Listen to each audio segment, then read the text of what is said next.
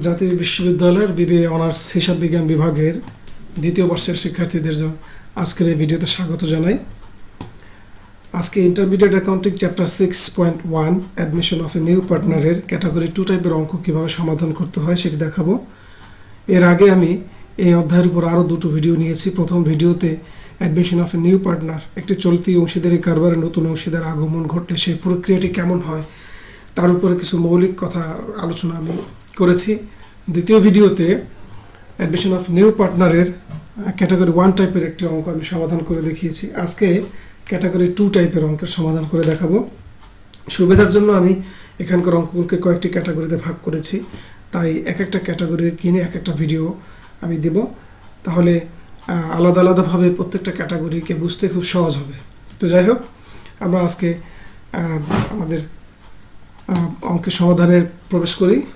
তো এখানে আমি আগেই বলেছি যে admission of a new partner এই অঙ্কগুলো করতে গেলে একটা ব্যালেন্স শিট দেওয়া থাকবে প্রশ্নে, আর থাকবে কিছু সমন্বয় বা কিছু তথ্য থাকবে।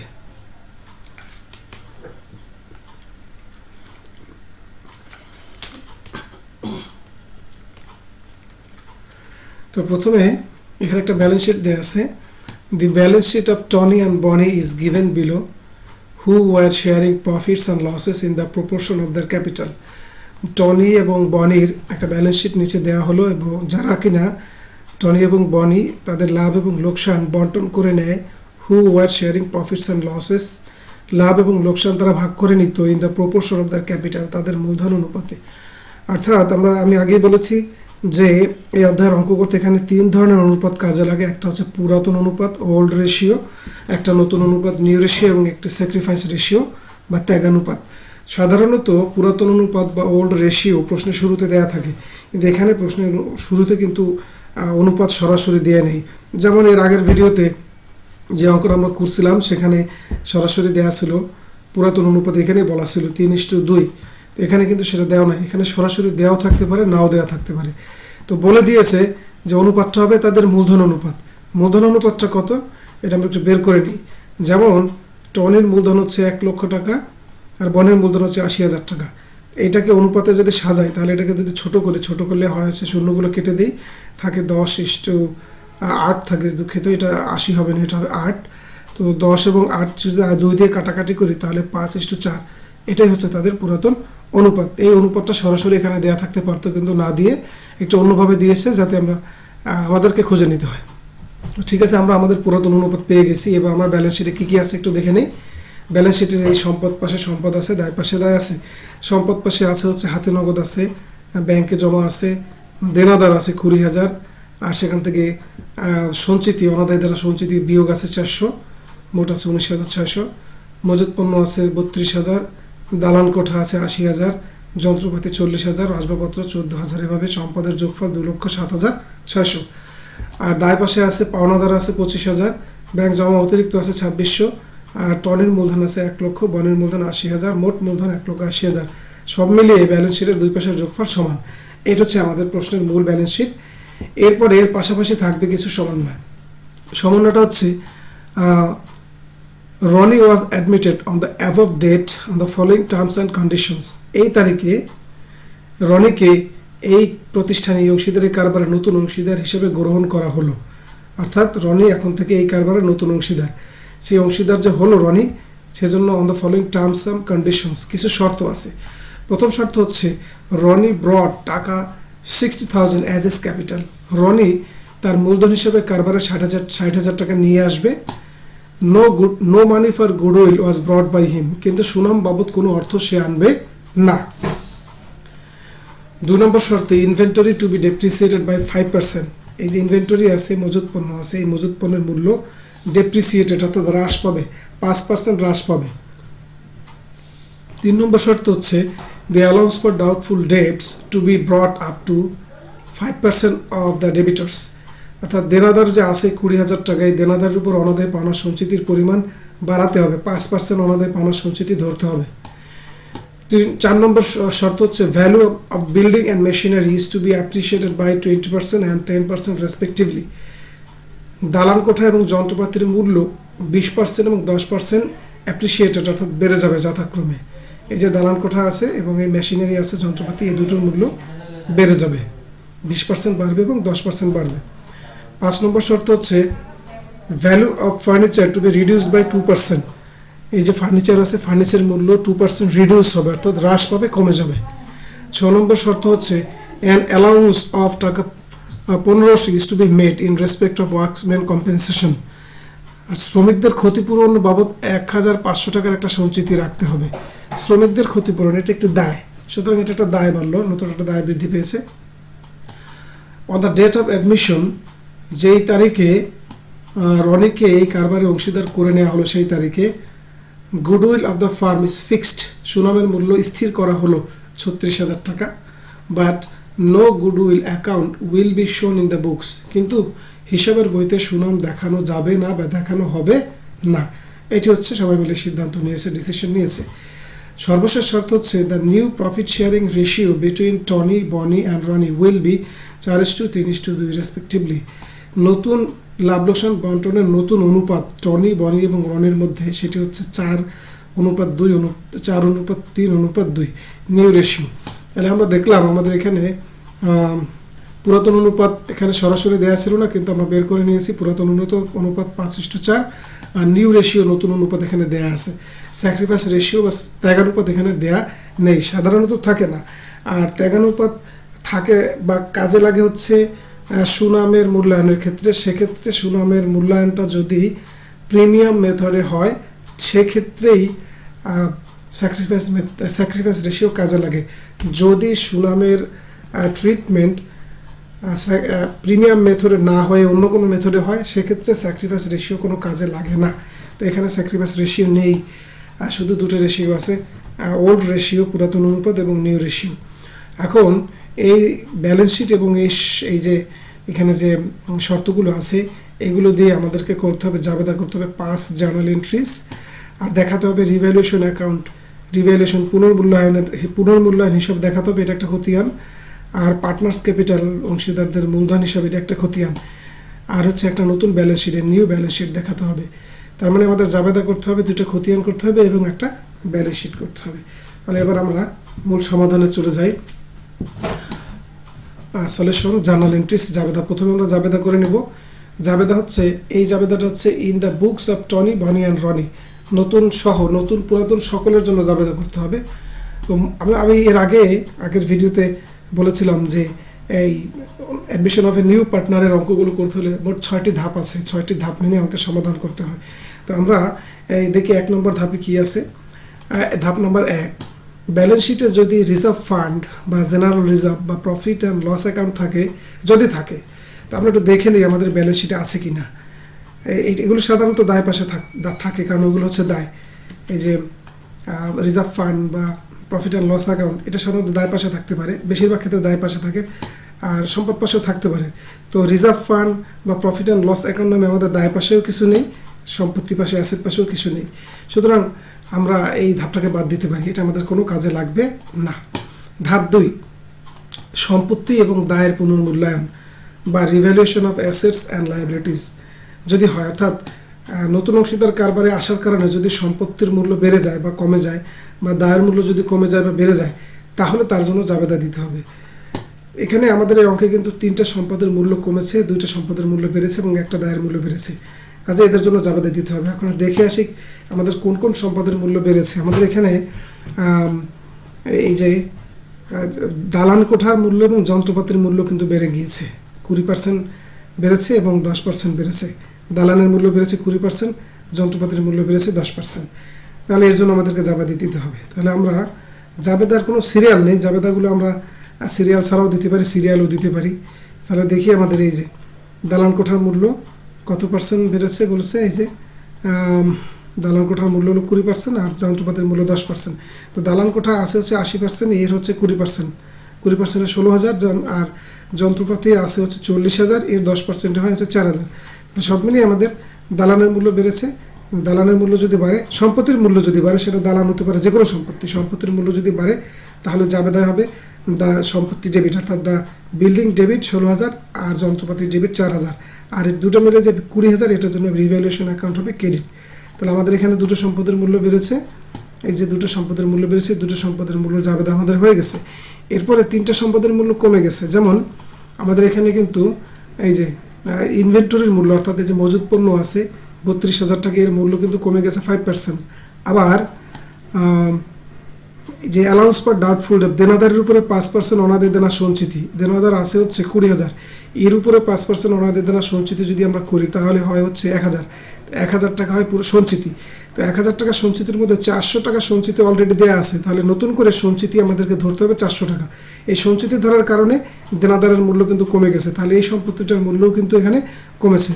এছাড়াও আমাদের ফার্নিচারের মূল্য, value of furniture to be reduced by 2%, ফার্নিচারের মূল্য কিন্তু 2% কমে গেছে। ফার্নিচার আছে 14,000, এর 2% কমেছে। তাহলে দেখা যাচ্ছে তিনটা সম্পত্তির মূল্য আমাদের কমে গেছে। সম্পত্তির মূল্য যদি কমে তাহলে ওই সম্পত্তিগুলো হয় ক্রেডিট। যেমন ইনভেন্টরির মূল্য কমেছে 1600, ইনভেন্টরির মূল্যের পার্সেন্টেজ যদি আমরা ধরি 5% করলে 1600 হয়। Inventory credit, allowance for doubtful debt credit, furniture credit. আর একটা দায়ের মূল্য আমাদের এখানে একটা নতুন একটা দায় বেড়েছে, এই যে দায়, শ্রমিকদের ক্ষতিপূরণ বাবদ 1500 টাকার একটা সঞ্চিতি রাখতে হবে, এটা একটা দায়, দায়টা বেড়েছে। দায় যদি বাড়ে দায় ক্রেডিট হয়, allowance for workman compensation credit. আর সব কিছুর জন্য আমাদের রিভ্যালুয়েশন অ্যাকাউন্ট ডেবিট। তাহলে আমাদের ধাপ 2 কমপ্লিট হলো। আমাদের ধাপ এই প্রশ্নে নেই, ধাপ 2 কমপ্লিট। এখন হচ্ছে রিভ্যালুয়েশন অ্যাকাউন্টের খতিয়ান করতে হবে। খতিয়ান করে লাভ বা লোকসান যাই হোক না কেন তা বের করতে হবে, এবং সেখান থেকে নির্ণীত লাভ বা লোকসান পুরাতন অংশীদারদের মাঝে ভাগ করে দিতে হবে। তো এবার দেখি না এই রিভ্যালুয়েশন অ্যাকাউন্ট এখানে আছে কয়টা আইটেম। যেমন এই একটা রিভ্যালুয়েশনের একটা জাবেদা আছে, আর এই হচ্ছে একটা রিভ্যালুয়েশনের জাবেদা আছে। তো এই দুই রিভ্যালুয়েশনের জন্য একটা খতিয়ান করতে হবে। আমাদের প্রশ্নে কিন্তু বলে দিয়েছিল যে রিভ্যালুয়েশন অ্যাকাউন্টের খতিয়ান করতে হবে। আমরা খতিয়ান করে আছি, টি ছকে আমরা খতিয়ান করব রিভ্যালুয়েশন অ্যাকাউন্ট। তো খতিয়ানের নিয়মে করব। টি ছকে এই পাশটা হচ্ছে ক্রেডিট, এই পাশটা হচ্ছে এই পাশটা হচ্ছে ডেবিট, এই পাশটা হচ্ছে ক্রেডিট। তো রিভ্যালুয়েশন আমরা জাবেদা দিয়ে করব। তো রিভ্যালুয়েশন আমরা দেখি রিভ্যালুয়েশন ক্রেডিট হয়েছে, তা আমরা খতিয়ানের ক্রেডিট পাশেই যাব, এটা হচ্ছে ক্রেডিট পাশ। তো নিয়ম হচ্ছে খতিয়ানের নিয়ম হচ্ছে যে আমরা যার খতিয়ান করব তার নাম লিখবো শুধু উপরে, ভিতরে তার নাম লিখবো না। তার পরিবর্তে লিখবো তার অপোজিশনে কারা আছে। যেমন রিভ্যালুয়েশন ক্রেডিট এর অপোজিশনে আছে বিল্ডিং এবং মেশিনারি 16,000 এবং 4,000, তো আমরা সেটা লিখবো বিল্ডিং 16,000, মেশিনারি 4,000। একইভাবে আর একটা রিভ্যালুয়েশন আছে ডেবিট দিকে, তাহলে আমরা খতিয়ানের ডেবিট দিকে যাব, এটা হচ্ছে ডেবিট দিক। কিন্তু এই পাশে গিয়ে আমরা রিভ্যালুয়েশনের নাম লিখবো না, রিভ্যালুয়েশনের বিপরীতে যারা আছে এই 4টা আইটেম আছে, 4টা আইটেমের নাম লিখবো। 4টা আইটেমে যে কয় টাকা আছে ওই কয় টাকা বসাবো, এবং যারা আছে তাদের নাম বসাবো। যেমন ইনভেন্টরি আছে, অ্যালাউন্স ফর ডাউটফুল ডেট আছে, ফার্নিচার আছে, শ্রমিকদের ক্ষতিপূরণ সঞ্চিতি আছে 1500 টাকায়। তাহলে দেখা যাচ্ছে আমাদের এই দুই পাশ হয়ে গেছে। এখন কোন দিকের যোগফল বেশি আমরা সেটা দেখব। ক্রেডিট দিকের যোগফল হচ্ছে বেশি হয়, 16 আর 4 20,000। এই 20,000 আমরা এখানে বসাবো। 20,000 থেকে এইগুলো বাদ দিলে আমাদের থাকে হচ্ছে 16,020 টাকা। এটা হচ্ছে আমাদের প্রফিট। এই প্রফিটটা পুরাতন অংশীদারদের মূলধন হিসাবে স্থানান্তরিত হবে, ট্রান্সফার হবে, টনিস ক্যাপিটাল, বনিস ক্যাপিটাল। এখন প্রশ্ন হলো এই প্রফিটটা এদের মধ্যে আমরা কিভাবে ভাগ করলাম। এই প্রফিটটা আমরা তাদের মধ্যে ভাগ করলাম হচ্ছে পুরাতন অনুপাতে। এই যে আমাদের পুরাতন অনুপাত 5:4, এই অনুপাতে সবসময় এই রিভ্যালুয়েশন অ্যাকাউন্টে যদি লাভ হয় বা অথবা লোকসানও যদি হয় সবসময় পুরাতন অনুপাতে ভাগ করতে হয়। তাহলে আমরা ভাগ করে দিলাম পুরাতন অনুপাতে। 16,020 টাকাকে আমরা 5 আর 4 9 দিয়ে ভাগ করলাম, 5 দিয়ে একবার গুণ করলাম, আবার 4 দিয়ে গুণ করলাম। তাতে টনের ভাগে হচ্ছে লাভের পরিমাণ পরে 8,900 টাকা, বডির ভাগে পরে 7,120 টাকা। তো এখানে লাভ হয়েছে, এই রিভ্যালুয়েশন লাভ হয়েছে। যদি ক্ষতিও হতে পারতো, যদি এই পাশটার যোগফল বেশি হতো আর এই পাশের যোগফল যদি কম হতো তাহলে ক্ষতি হতো। ক্ষতি হলে এই পাশে বসতো, এই পাশটায় বসতো। আমরা এখানে লিখতাম loss transfer to Tony's capital, Bonny's capital. এখানে লাভ হয়েছে, তাই আমরা লাভকে এখানে দেখালাম। এখন এই লাভের জন্য লাভকে এখন জাবেদা দেখাতে হবে। তো লাভের জন্য রিভ্যালুয়েশন অ্যাকাউন্ট ডেবিট 16,020 টাকা, আর এই লাভের টাকার ভাগ দুজন অংশীদার পেয়েছে, ওদের মূলধন বেড়ে গিয়েছে। তো মূলধন যদি বাড়ে এজন্য মূলধন ক্রেডিট হয়, Tony's capital credit, Bonny's capital credit. তাহলে এই হচ্ছে আমাদের ধাপ 2 এবং 3 সম্পন্ন হয়েছে। আরেকটা জাবেদা আছে, জাবেদাটা আমরা আগে থেকে দিয়ে আসি। এখানে বলা ছিল যে নতুন অংশীদার রনি 60,000 টাকা মূলধন হিসেবে কারবারে নিয়ে এসেছে। তো এই জন্য কারবারে ক্যাশ বৃদ্ধি পেয়েছে, ক্যাশ ডেবিট, আর রনির ক্যাপিটাল বৃদ্ধি পেয়েছে, রনির ক্যাপিটাল ক্রেডিট। তাহলে আমাদের ধাপ হচ্ছে 1 তো নেই, 2 হয়ে গেছে, 3 হয়ে গেছে। এরপরে ধাপ হচ্ছে সুনাম সংক্রান্ত, অর্থাৎ অ্যাডমিশন অফ নিউ পার্টনার। এই অধ্যায়ের সবচেয়ে কঠিন অংশ হচ্ছে সুনাম বা গুডউইল সংক্রান্ত। সেই গুডউইল সংক্রান্ত ধাপ হচ্ছে 4 নম্বর। সেই ধাপটা আমরা এখন করব। তো সুনামের পদ্ধতি এই অ্যাডমিশন অফ এ নিউ পার্টনারের অঙ্কে সুনামের মোট পদ্ধতি, অ্যাডমিশন অফ নিউ পার্টনারের এই অঙ্কে সুনামের মোট পদ্ধতি আছে 3টা। তার মধ্যে প্রথমটা হচ্ছে প্রিমিয়াম মেথডের গুডউইল, তারপর হচ্ছে রিভ্যালুয়েশন মেথডের গুডউইল, আর সর্বশেষ মেথড হচ্ছে মেমোরেন্ডাম রিভ্যালুয়েশন মেথডের গুডউইল। এই অঙ্কের মধ্যে যে গুডউইলের কথা বলা আছে, যে সুনাম নতুন অংশীদার সুনাম বাবদ কিছুই আনবে না, তারপরেও on the date of admission, যখন রনি এই কারবারে নতুন অংশীদার এসে জয়েন করলো, goodwill of the firm is fixed, সুনামের মূল্য স্থির করা হয়েছে 36,000 টাকা। এটা কিন্তু সবাই মিলে ডিসিশন নিয়ে ঠিক করেছে। এবং আরও একটা কথা বলা আছে যে no goodwill account will be shown in the books. Memorandum revaluation মেথডের গুডউইলের সংজ্ঞা হচ্ছে যে নতুন অংশীদার সুনাম বাবদ কোনো টাকা আনবে না। এই অঙ্কে কিন্তু রনি গুডউইল বাবদ কিন্তু কিছুই আনেনি, বলে দিয়েছে no money for goodwill was brought by him, Roni কোনো টাকা আনবে না। তাহলে মেমোরেন্ডাম রিভ্যালুয়েশন মেথডের গুডউইলের সংখ্যা হচ্ছে যে নতুন অংশীদার সুনাম বাবদ কোনো টাকা আনবে না, তবু বা তা সত্ত্বেও সকলের সিদ্ধান্তক্রমে সুনাম মূল্যায়ন করা হয়। তারপরেও কিন্তু এই যে 7 নম্বর শর্তে আমরা দেখি যে সুনাম the goodwill of the firm is fixed, সুনামের মূল্য স্থির করা হয়েছে 36,000 টাকা। এই যে সুনাম বাবদ কোনো আগে, তবুও সুনামের সকলের সিদ্ধান্তক্রমে সুনাম মূল্যায়ন করা হয় এবং হিসাবের বই থেকে নিঃশেষ করে দেওয়া হয়। এখানে কিন্তু বলা আছে যে but no goodwill account will be shown, হিসাবের বইতে কোনো সুনাম বাবদ কিছু দেখানো যাবে না, তার মানে সুনামকে নিঃশেষ করে দিতে হবে। এটাই হচ্ছে, এই সংখ্যাটাই হচ্ছে মেমোরেন্ডাম রিভ্যালুয়েশন মেথডের অন্তর্ভুক্ত।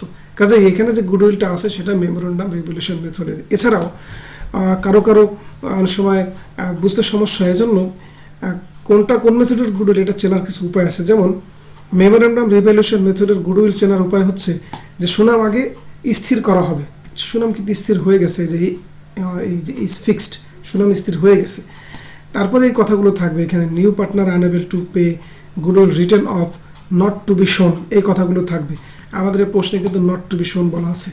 Will no goodwill account will be shown in the books, অর্থাৎ হিসাবের ভেতর কোনো গুডউইল দেখানো যাবে না, এই শব্দগুলো থাকবে। এগুলো দেখেই বুঝে নিতে হবে যে এটা মেমোরেন্ডাম রিভ্যালুয়েশন মেথডের গুডউইল।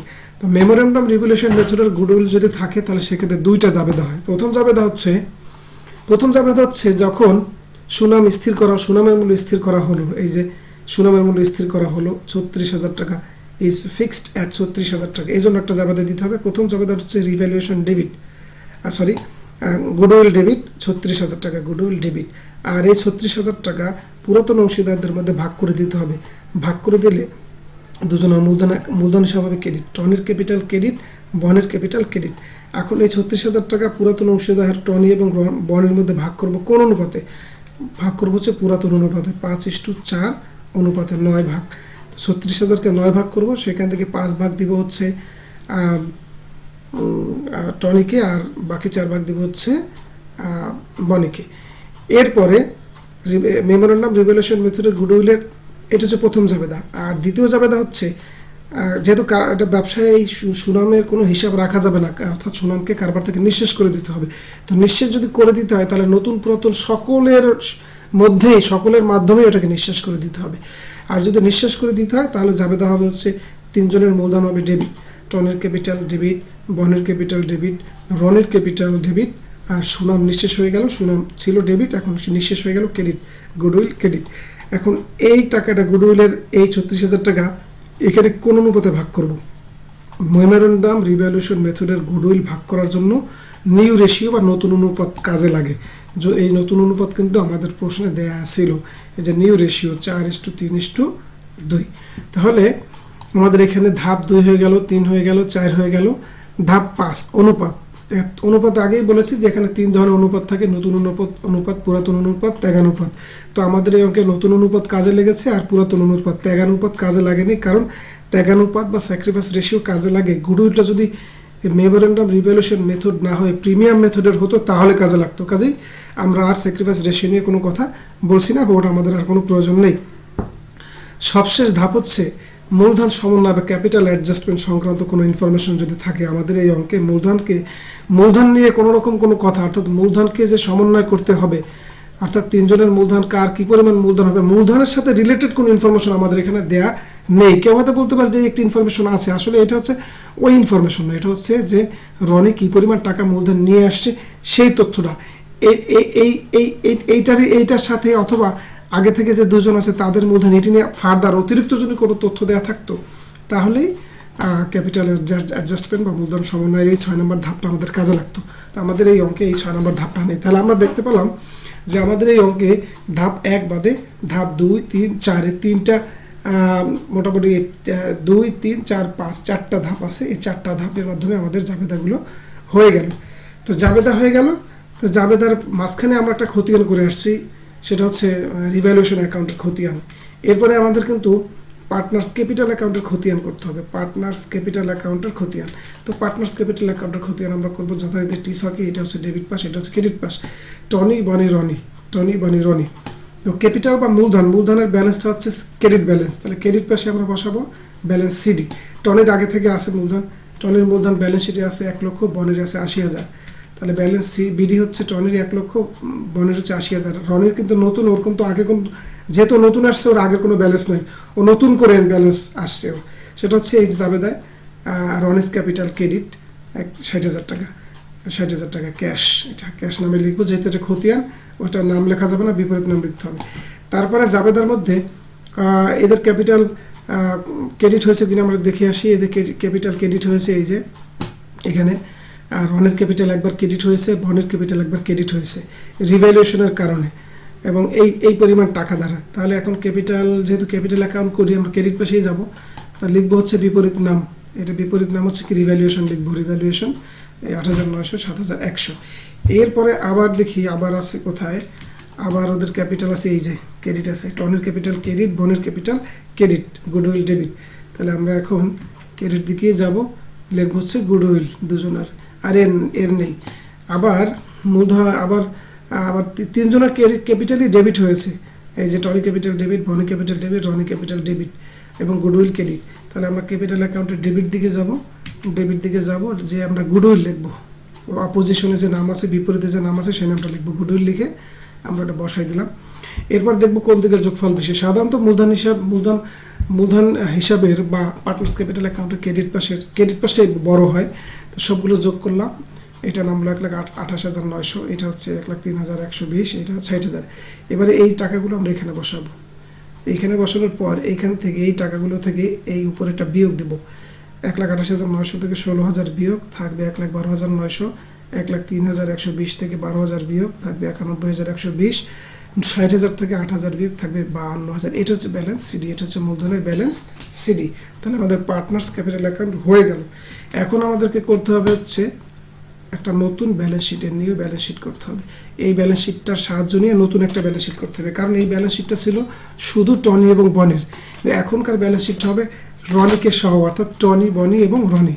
এই হচ্ছে নতুন balance sheet, new balance sheet of Tony, বনি অ্যান্ড রনি, 31 ডিসেম্বর 2010। তো যথারীতি সম্পদ এবং দায়। সম্পদ পাশে আমরা যেভাবে সম্পদ ছিল ক্যাশ, যেভাবে এখানে যেভাবে ছিল সেভাবেই বসাবো। বা শুধু আমরা যেটা করব যে এই সম্পত্তিগুলো যদি বাড়ে কমে তাহলে এগুলোকে আমরা বাড়তি অবস্থায় দেখাবো, যদি কমে যায় তাহলে কমিয়ে আমরা দেখাবো। যেমন ক্যাশ আমাদের ছিল কত, 5,000, এই ক্যাশ কিন্তু 5,000 ছিল, আবার কিন্তু ক্যাশ বেড়ে গেছে 60,000। তাহলে মোট ক্যাশের পরিমাণ হচ্ছে কত, 5,000 যোগ 60,000, 65,000। আর ব্যাংকে জমা যেমন ছিল 17,000 তেমনই, ওটা কিন্তু বাড়েনি, ওইটা যেভাবে ছিল 17,000 ওইভাবে এখানে বসবে 17,000। দেনাদারের পরিমাণ ছিল 20,000 ব্যালেন্স শিটে, সেখান থেকে সঞ্চিতি 5% সঞ্চিতি ধরার কথা বলা হয়েছিল। তাহলে 5% সঞ্চিতি ছিল 1,000 টাকা হয়, 20,000 টাকার 5%। তো সঞ্চিতি ধরলে অনাদায়পনা সঞ্চিতির কারণে দেনাদার কিন্তু কমে যায়, এটাকে মাইনাস করে দেখাতে হবে 19,000। আচ্ছা, এরপরে ইনভেন্টরি আমাদের 32,000 ছিল, এই জন্য 32,000 ছিল ইনভেন্টরি, এখানে কিন্তু কমেছে 5% কিন্তু কমে যাবে। তাহলে সেই কমানো অংশটা 5% কমায় দেখাতে হবে, এখন আমাকে মাইনাস ডিক্রিজ, এটা 5% 1600 কমায় দেখাতে হবে। আবার দালান কোঠা 80,000 ছিল, ওখানে বলছিল যে 20% বাড়বে, 20% বাড়ায় দেখাতে হবে। আবার মেশিনারি ছিল 40,000, বলছে 10% বাড়বে, এটাকে বাড়ায় দেখাতে হবে। ফার্নিচার ছিল 14,000, ফার্নিচারের ব্যাপারে বলছিল ফার্নিচার একটু কমবে, এখানে বলছিল ফার্নিচারের মূল্য 2% কমবে, তাহলে 2% কমায় দেখাতে হবে, অর্থাৎ 14,000 2% কমায় দেখাতে হবে। এভাবে সব করার পরে সম্পত্তিগুলোর যোগফল আসে 2,85,120। এবার আমরা দায় পাশে যাব।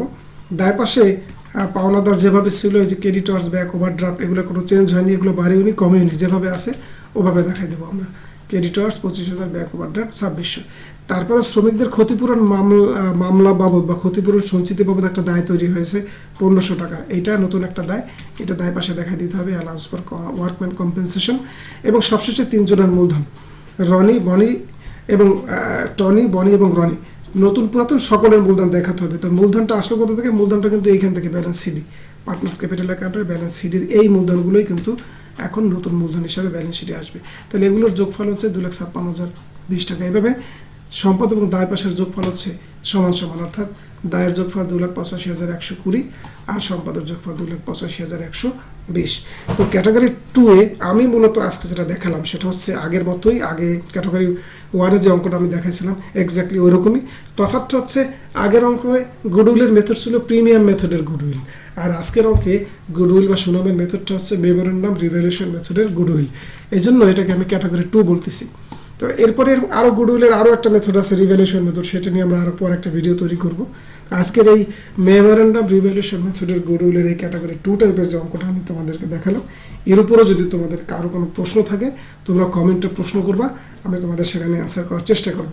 এর অ্যাডমিশন অফ এ নিউ পার্টনারের এই চ্যাপ্টারের উপরের পরবর্তী ভিডিও দেখার আমন্ত্রণ জানিয়ে এখানে শেষ করছি। ধন্যবাদ সবাইকে।